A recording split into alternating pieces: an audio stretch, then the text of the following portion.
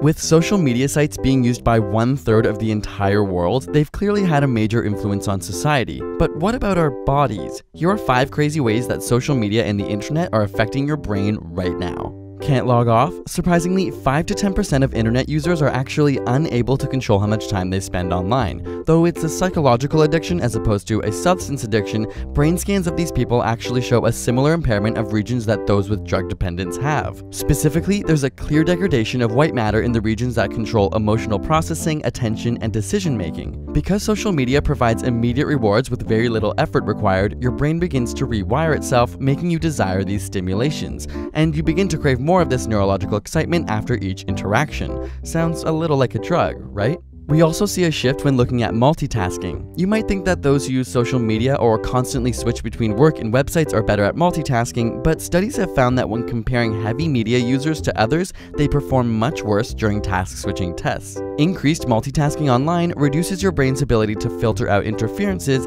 and can even make it harder for your brain to commit information to memory. Like when your phone buzzes in the middle of productive work.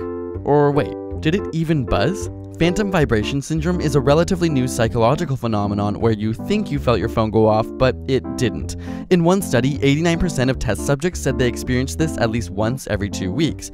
It would seem that our brains now perceive an itch as an actual vibration from our phone. As crazy as it seems, technology has begun to rewire our nervous system, and our brains are being triggered in a way they never have before in history. Social media also triggers a release of dopamine, the feel-good chemical. Using MRI scans, scientists found that the reward centers in people's brains are much more active when they're talking about their own views as opposed to listening to others. Not so surprising, we all love talking about ourselves, right? But it turns out that while 30 to 40% of face-to-face conversations involve communicating our own experiences, around 80% of social media communication is self-involved. The same part of your brain related to orgasms, motivation, and love are stimulated by your social media use, and even more so when you know you have an audience. Our body is physiologically rewarding us for talking about ourselves online. But it's not all so self-involved. In fact, studies on relationships have found that partners tend to like each other more if they meet for the first time online rather than with a face-to-face interaction. Whether it's because people are more anonymous or perhaps more clear about their future goals, there's a statistical increase in successful partnerships that started online. So while the internet has changed our verbal communication with increased physical separation, perhaps the ones that matter the most end up even closer.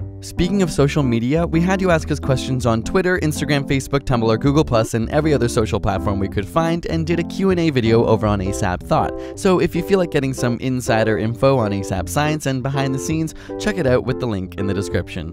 Got a burning question you want answered? Ask it in the comments or on Facebook and Twitter. We also finally got a P.O. box for all of you amazing science lovers who have requested to send us mail or other stuff over the years. And we'd love to hear from all of you, so feel free to use the address on the screen or in the description box. And subscribe for more weekly science videos.